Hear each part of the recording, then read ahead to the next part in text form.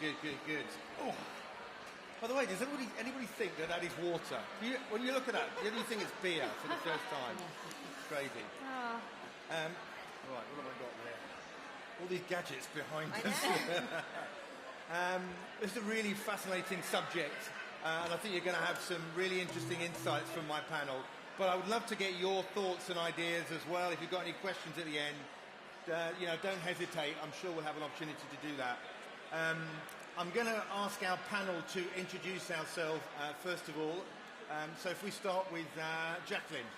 Hello everyone, I'm delighted to be here with all of you today. My name is Jacqueline Bourke and I am Senior Creative Director at Getty Images and iStock, and I head up all of our creative department for EMEA. Lauren. Hello, my name is Lauren Hannifan. I'm co-founder and head of brand at Snug. We're a D2C modular sofa brand, set up about 6 years ago as a challenger brand to really disrupt an outdated industry, and social and influencers was our main route to market. And Charlotte. Hi, I'm Charlotte Todd. I am the marketing and e-commerce director for British Gas, so I'm responsible for everything online, acquisition through to checkout. Very good. And for the purposes of myself, I am the Global Head of Influencer Marketing at the Branded Content Marketing Association. I'm also a podcast host on the Global Influence podcast. But today's a really special day because I am launching my new book on influence marketing strategy. So I'm really excited about that. So thank you. Right, so let's there's so much in this world of influence marketing, isn't there, really, when you think about it. So I thought maybe if we start with you, Jacqueline, Sure. You've done some amazing research, haven't you, with how people are perceiving images now online. I'd love to get your sorts of thoughts and takes on that. Sure. So at Getty Images, obviously we've known for a long time that generative AI is coming, and we've been excited about the technology, but also very mindful and intentional in our journey on understanding how not only our brands feeling about it and advertising agencies, but also how our consumers, how all of us as a people in this moment in time feeling about visuals that are generated by a computer. So you can see here just behind me, we've put together a report called Building Trust in the Age of AI. And what we're essentially looking at is consumer tolerance for generative AI visuals. And what I can say from the latest round of visual testing that we've done is that consumers are now coming to visuals from a place of mistrust, which is really interesting. So conversations are really beginning to happen around, do we trust CGI? Do we trust the more traditional routes of photoshopping just as much as do we trust generative AI? However, right behind me, I think it's really interesting because you need to counterbalance that with the fact that there is a rising excitement about where creativity can go with generative AI, and we're seeing that most being led by Gen Zs, so we're talking about 65%. But for the baby boomers, it's coming up around 40% at the moment. Wow. I mean, it's still so much education that needs to be done, isn't it, really? And, Lauren, you're still in that sort of early period of experimental, aren't you, with what you're doing at Snug? Yes. So tell us a little bit about what you do at Snug, and more specifically about some of the tools that you're using and working with AI. Yeah, sure. So my AI journey, I guess I would say, started about a year ago. I'll go with the basics, which is I was using ChatGPT and Perplexity to essentially transcribe my meeting notes that I would have and then upload them and have it spit out to me, actionable themes, and it's kind of a quick way for me to save 20 minutes. It's pretty basic, but I think what I've kind of moved on to is we've started to use AI in terms of content creation as well. I'll give you a quick example. We launched a new product last summer. It was a spice color in a sofa. It performed amazingly, but when it came to Christmas time, we really didn't have any assets. So what we were able to do is pick out key areas of that image and bring in very realistic, Christmassy look and feel to it. So I was able to save time, money, and we ended up using that image across all marketing channels, from website to print to, Yeah. And where do you what sort of things what sort of results are you seeing from that? Yeah, so I mean, the images that we create with CGI and AI are hugely well received. So about 3-4 years ago, I remember the only way we were getting imagery was through PR shoots, like physical shoots going on site. And I remember some publications would tell me no one's ever going to pick up CGI images. And I just got a report back from the past year, and more than, I think it was about 85% of our images picked up by PR are all CGI and AI related. Wow. And I just want to mention as well, it's not meant to fake or trick anyone. We send all of our products directly to a place to be modeled. All of the fabric is meant to look exactly like it comes. It doesn't do us any benefit to not represent the product well. So it is very realistic. Yeah, interesting. And so, Charlotte, from a British Gas point of view, you're still in the early phase of exploring AI and, influencers, but also AI technology. Tell us a little bit about what you're doing at British Gas. Yeah, for sure. So we're really still in our infancy, as in we haven't really used influencers to date. So our hero campaign for the last 12 months has been the Olympics. So when we talk about influencers, we're leading with Tom Daley as an example. So he is our hero influencer. And actually, I work on the services side of the business, so I sell really sexy things like boilers and home care and insurance. So influence is really, really new to us, but we know that 70% of content that's created by an influencer or a customer, or in our case an engineer, is so much more trusted. So actually we've gone to market in the last kind of 6 weeks with our first influencer strategy, just using really relatable people and making British Gas feel sexier, I guess. So we are looking at how we can, we're not going to run before we can walk. So we're running our influencer strategy for the next 6 weeks whilst we're on summer sale. And then we're going to start to think about how we could potentially use AI for internal comms. Because we're such a regulated business, it's quite tricky for us. Every single piece of content or comms that goes on the website or goes into marketing is absolutely has to be seen by the kind of legal and the regs team. So it's a bit tricky, but we think that there's a place for it in terms of kind of internal content using our engineers. Yeah, and I think there's been a massive growth in employee influence, hasn't there? Sure. Really, it's still untapped, I feel. Yeah. But of course, how can we? One of the big benefits of AI is it can do a lot of those manual tasks bigger. You think about traditional marketeers. One of their biggest challenges is analysing data, big data. And if we can get a better understanding of past behaviours, we're in a better position to understand how that's going to work, particularly from a campaign result point of view. Jacqueline, I'm quite keen to talk to you about trust, really, and how you think AI is going to really, particularly when it comes to labelling. Now, we've seen Meta, of course, change the tagging, haven't we? So that we are informing consumers about whether or not an image has been displayed in that way. Do you see that evolving into other platforms, and what's your thoughts on that? Yeah, so I think again, Gordon, from the report we have, we really do see that for consumers, there's a global call for transparency. So we're kind of starting with that end user audience, and we're talking about the stats are behind me there, they'll roll up, we're talking about 87% are saying that they really want this transparency around understanding the image that I'm looking at. Has it been generated, by a computer, or has it been shot by a human in the more traditional sense?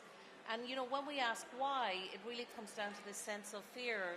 What am I looking at? How do I know if it's real or not? These are the stats behind me. And so it's been interesting because there are some brands out there who, and I can think of a very particular case of a brand in France who on the metro, did label and did call out with a label in the bottom right-hand corner what you're looking at. It was mountains in France in the Alps. What you're looking at has been generated, and there was a huge negative backlash against the brand. problem, isn't it? Because people that aren't sure feel they're being deceived.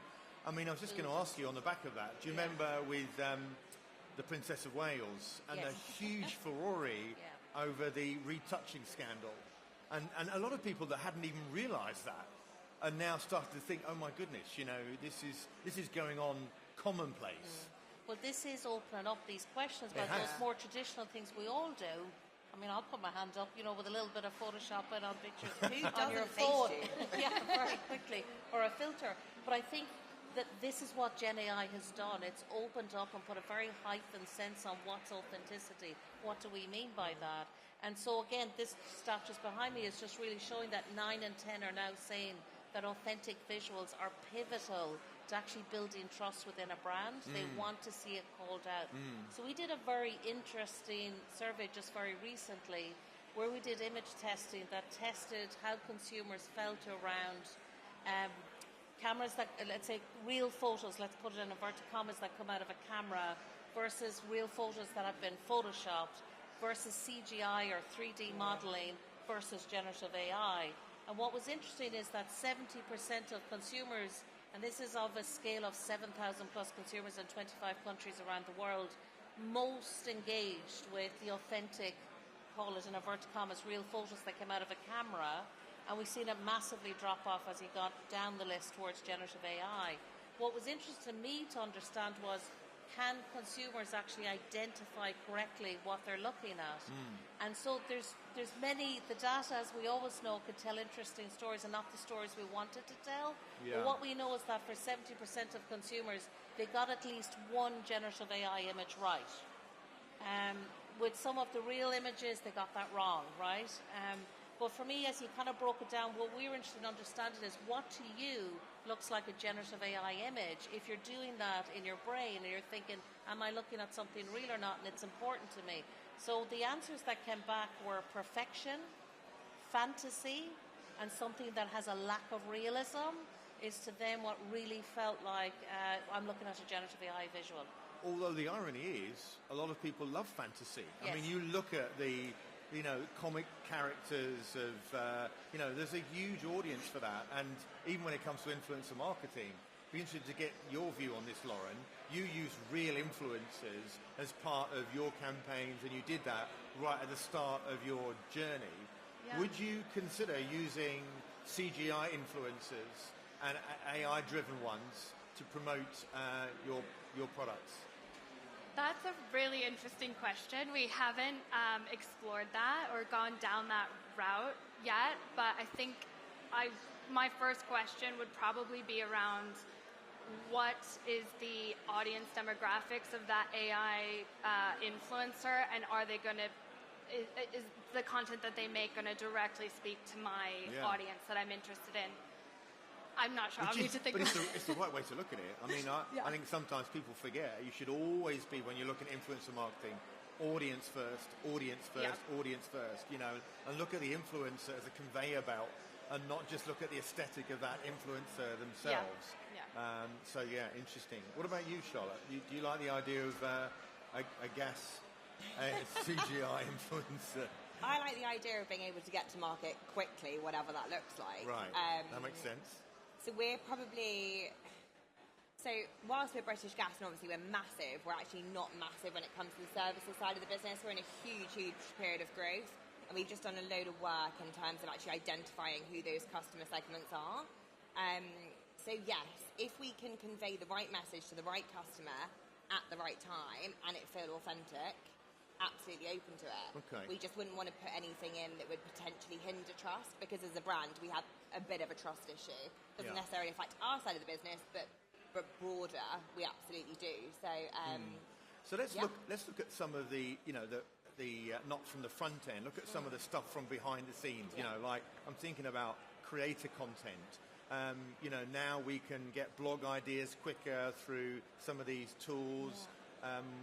We've got access to way more information that allow Mid-Journey, for example, allows us to create stories quicker. So do you think the whole content experience is going to be quicker, faster, and we'll get better content? Yeah, I think we should, right? There should be absolutely no reason why we shouldn't. I think from a digital perspective, or from an e-com perspective in particular, for anyone who is a British Gas customer, our website is actually, step into the 1990s and it feels like it did then. So anything that allows us to come up, will bring us up to speed as quick as possible, yes, we will absolutely look into. But we are, like I say, in baby steps of everything when it comes to content, digital experience, influence marketing in general? Well, the reason I say that is because the content creation, however good, is very time consuming. Absolutely. I mean, those people that are creators in the room will know that. And anything that allows us to make that process quicker and easier has got to mean that we're going to... right? But yeah. But is there an overload? Is there a potential that we're going to be... we're already in the attention economy. Is there going to be so much that, what it takes to grab the attention is already in nanoseconds? Is that going to be shorter? Lauren, Jacqueline. I mean, I think that's a really interesting kind of topic to pick apart. I mean, I guess just looking from a content creation perspective as a brand, I'll give you a quick example. So every 2 weeks we do a content creation workshop as a team where we essentially look at best performers from our account as well as other best performing ads and organic posts from other accounts, and we'll essentially use the hooks that we've made and other companies have made to get ideas. So if I could then take the best performers and upload that back into a system and tell it to use these best performers and give me 50 more examples, and then we take those 50 examples and then we start minute 1 of our workshop with going through to say, great, can we make that? Yes, no. Okay, yes, I've got an influencer who could make that. Or, kind of validating if we want to go ahead and make that content could save us more time. We could get to it, crack on quicker, I guess. I do. I absolutely think so. I mean, Jacqueline, what about from a campaign results mechanism? Do you see AI and some of the tools being able to create better, more meaningful results for brands? Yeah, I can't fully answer that, Gordon, just from an end metric on a campaign because we're a B2B business. But what I can say is, I think the conversations, you mentioned it earlier about labeling, the conversations that have opened up for customers is how do you do it in a way that's responsible?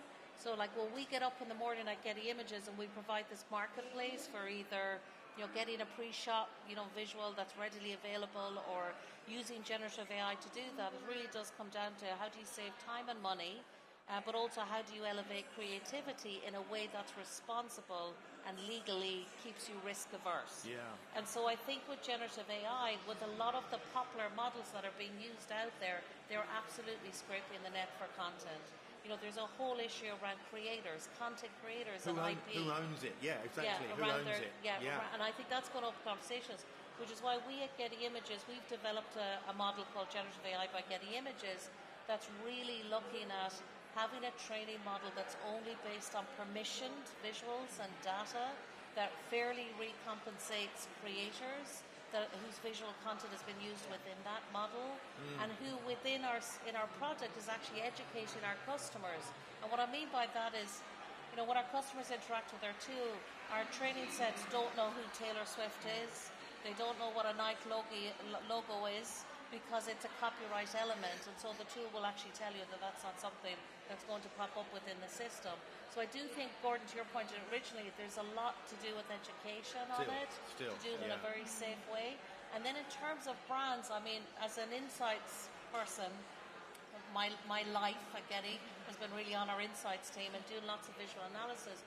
When you look out there and try to understand what brands are doing right now, what are the visual patterns that are beginning to emerge, I think it comes down to, for now, a lot of either a multiplicity and playfulness around creativity. So if you think of the example from Heinz or Guerlain, where you're playing with the logo or the bottle or something like that. Yeah. Or you think about virtual signaling in a sense, like Dove, who's come out and said they're not going to use generative AI, but if you were using generative AI, you need to check your training sets within the model, and here's what real beauty would look like if you use the visual content from Dove. Or the third trend that I see is there's a lot of humor, because I think a lot of brands are trying to test where consumers are feeling around this. So I think of Jennifer Lopez and Gen AI. I don't know if you've seen that campaign with Virgin Voyages, but again, it's a playfulness, not because she's really there and she's part of it.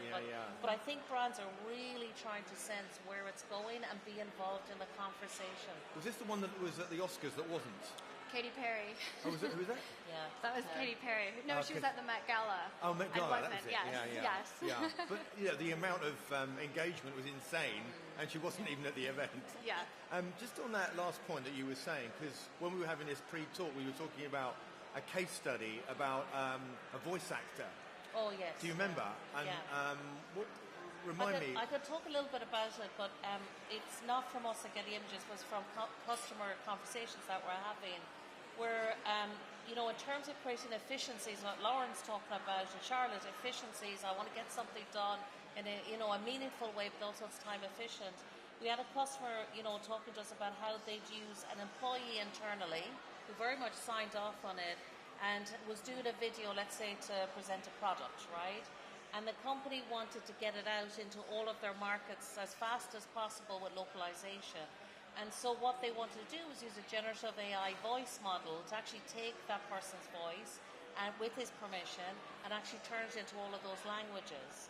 But the legal department internally within that big organization paused on it because the question was who actually owns that person's voice now that's actually been, let's for a better say, call it sequenced or sampled. And that's what, of course, what happened sparked the big strike, wasn't it, in Hollywood, where the screenwriters strike because they thought people could pretty much make them redundant. Do you think, Lauren, people are still nervous within the creative industry about AI and marketeers and generally? Yeah, definitely. I mean, I am. I think for all of its positives, there's also a flip side of it as well that we have to consider. I mean, obviously that Katy Perry example, when I saw that, I first thought, oh my God, how amazing. Look at her gorgeous dress on theme and what an amazing way to get creative ideas and then go and make that. And then on the flip side, I thought, oh my gosh, like 10 millions of people thought she was there, and that's really scary, I think. But I guess maybe just to bring it back down to a more practical example, I suppose, within my own team is, over the past couple of months, I've had a number of team members within the marketing team, try out ChatGPT, and they like to use it, and I think that's great, and I support that. But I think there's probably a bit of a question or a risk, at least for me, who's managing the brand and the brand perception and how we speak and the tone of voice. There's a worry for me that someone's just putting in a very basic, prompt. Give me an email CRM that has the tone of voice cheeky and fun. Well, we're not just cheeky and fun. We've spent years developing our how we speak, and so just to have someone pop that out and say, well, my work's done, it actually then comes to me or another person who has to then review or redo. So I think what I'd like to see is working with my team to develop prompts or to develop our learning model where it actually has stuff that I've approved or that we've collectively approved to say, yes, that makes sense as the brand, and now I'm comfortable with you doing that. I think that's fantastic. I think that's exactly the right approach, because otherwise what you could have, your team members going off in all sorts of directions, creating different prompts. So I think this comes back to creating policies, doesn't it, Charlotte, about, as you would in social media, what is acceptable, what is not acceptable, and I guess it's about what is acceptable and not acceptable in AI. Yeah, and it's an education piece, right? Like for us, we are absolutely, like I keep saying, in our infancy.